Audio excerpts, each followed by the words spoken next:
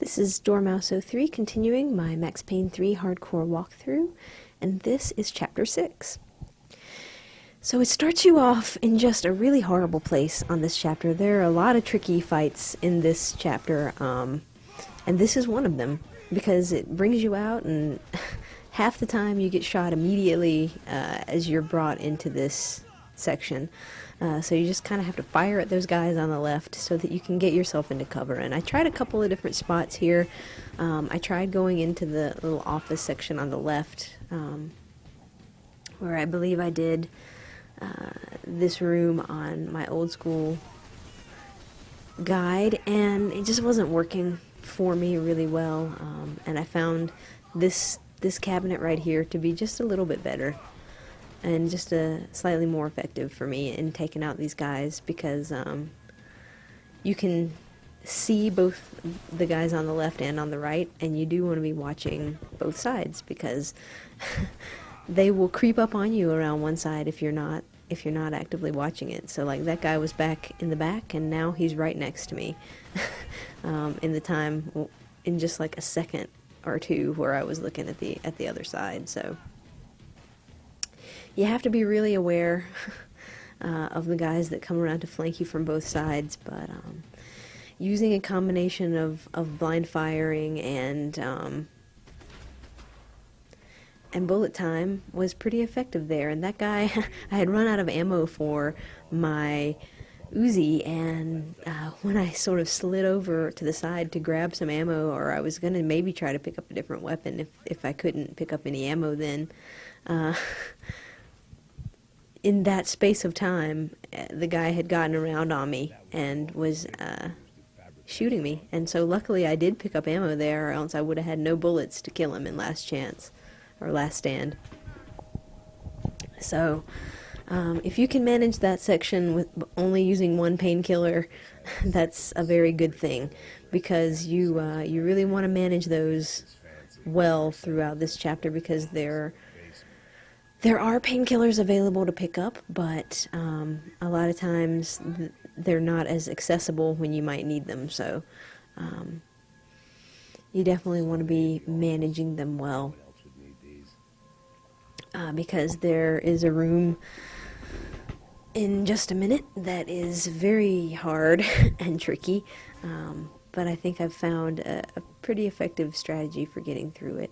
So we'll see that in a second. But this right here, you just want to do this with using as few painkillers as possible. And I really didn't mean to shoot dodge up onto that up onto this cabinet here, but it ended up being okay. But I have done that before and just gotten completely destroyed by the people when I accidentally landed on top of the cabinet instead of behind it. So you want to make sure that your stick isn't drifting toward the front like mine tends to do. But this room is pretty manageable. You just want to make sure that you're careful with these guys and that you don't end up wasting any of your life here, because the next room is challenging, and you want to put yourself in as good a position to start it as possible. So try to get through that without taking damage, and make sure you go and pick up the painkiller that's on the cabinet right back here. And make sure you stock up on ammo and weapons, and prioritize weapons that have more ammo in them, because this next room you have to go through 2 fights without being able to go around and pick up ammunition. And so if you start to run low on ammo, it starts to become a whole lot more challenging than it could have been. So you start off behind this file cabinet, and you want to be really aware of that guy right there, because he has a shotgun. And so I end up taking him out first, because he tends to flank you, and then trying to blind fire at these guys in front of me.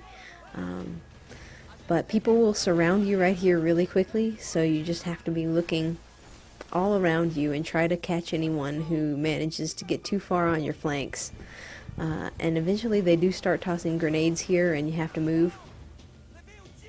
But as long as you can stay behind this file cabinet and use blind fire and bullet time to take out guys while trying to take as little damage as possible. All the better.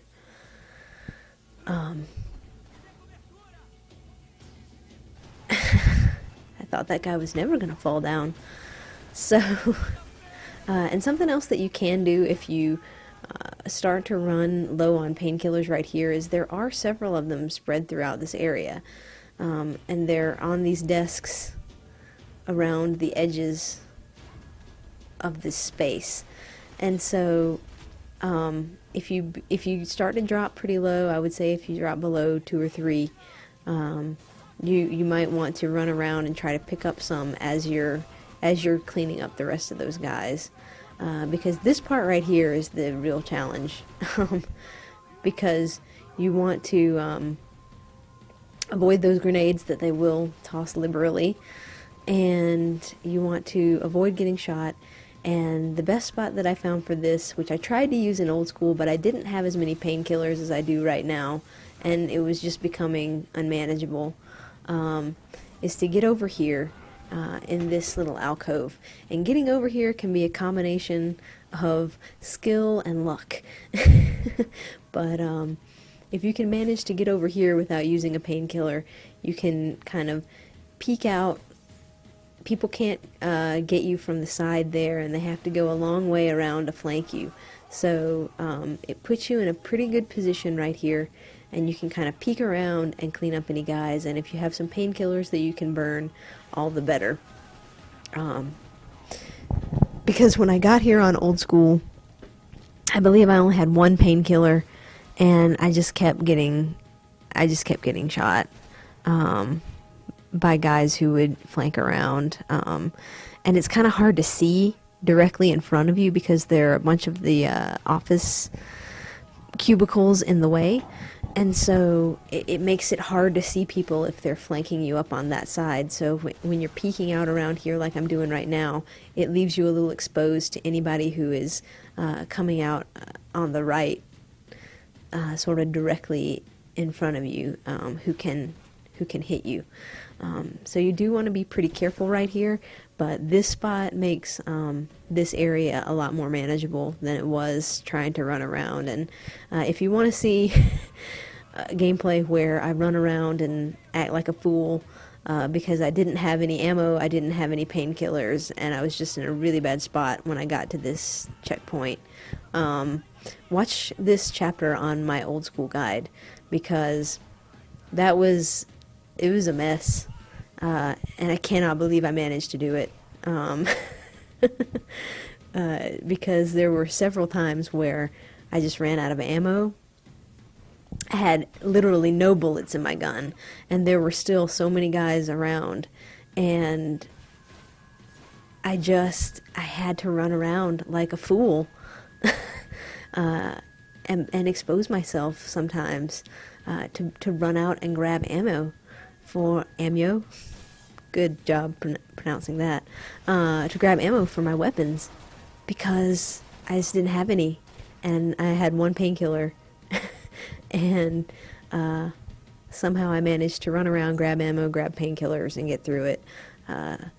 And so that's a probably more interesting way to run through this section than this right here, but this is makes things far more manageable on this difficulty setting if you have the ammo and painkillers to be able to do it.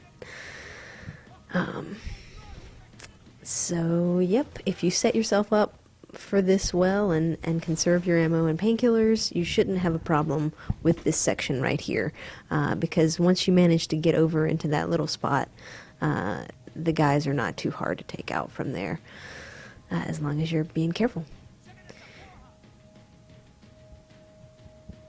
So gonna take a second now that this is almost done, and I'll be walking around a little bit picking up ammo as soon as I kill this last guy. To continue talking, I was talking about New York Minute Hardcore in my New York Minute Hardcore, speak English, in my last video. which again I haven't tried it out yet. But I can just imagine it being super frustrating, not necessarily because of the level of difficulty challenge-wise, which I think is probably significant on its own, but just the number of times where you get glitched into something and fail because of that. I can imagine that being really frustrating, and something where, like, because my disc hasn't frozen very much as I've been playing this, but it has frozen a few times, and I have gotten glitched into the floor or into a wall a lot on these run-throughs, and I just can't imagine trying to do New York Minute Hardcore with the amount of times that something stupid like that happens to you, where it wouldn't even be your fault that you failed and had to start all the way over from the beginning. And I was comparing it last time to, in the last video, to Dead Space 2's hardcore mode. And at least you could save in that, and I really didn't notice any glitches in Dead Space 2 that would break it for you like that, and really screw you up. I mean, there were sections that were challenging, there were parts that were kind of bullshit because there were enemies that could kill you in one hit in a bunch of sections, and it was really challenging, but I don't think I ever ran into a spot where, in Dead Space 2, where I failed because of a bug in the game, or because it froze. And so that is something that if they are going to continue to make these silly modes that require you to play through the whole game with very few checkpoints or saves, or none in this case, they really have to make sure that it's not buggy, and or else people are just going to get so frustrated with it that it loses its challenge in a fun way and becomes more of a challenge in a bullshit, frustration-inducing manner, and that's never fun. At least it's not for me. So you want to clear up this room of guys, which you want to try to stay in that piece of cover there, and then and watch your flanks, especially the flank to the right, because it seems like the guys around on the right flank you a little bit more than the guys on the left here. And this right here, I don't know how he hits me with with that LMG through that cover right then. He must have caught me just as I was coming out from popping out of cover, and so and I'm not quite sure how I managed to get a shot on him there in Last Chance, but I did. So be careful of him and just wait until he finishes up his ammo, and then do what I did, go into bullet time and knock him in the face. So the rest of this level is not too bad. I cut out a bunch there where you're just sort of walking through the building that's burning and exploding. And so the biggest challenge of this part right here is that it takes all your painkillers off of you.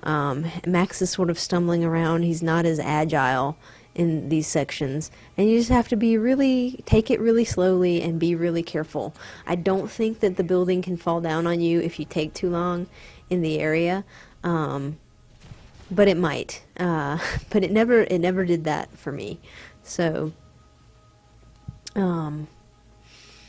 just go through sort of tentatively, make sure there's two guys there. There will be one guy as you're going through the door up here, and I like to kind of do the trick where you shoot the door open and shoot him that way, so that you don't expose yourself to being able to be hit by him. And then there's 3 more guys in the room up here, and this is the most challenging part. because you end up having to peek out of cover, and there's 3 of these guys, and one sort of likes to go around to that piece of burnt office wall to the right there. He just peeked out a second ago.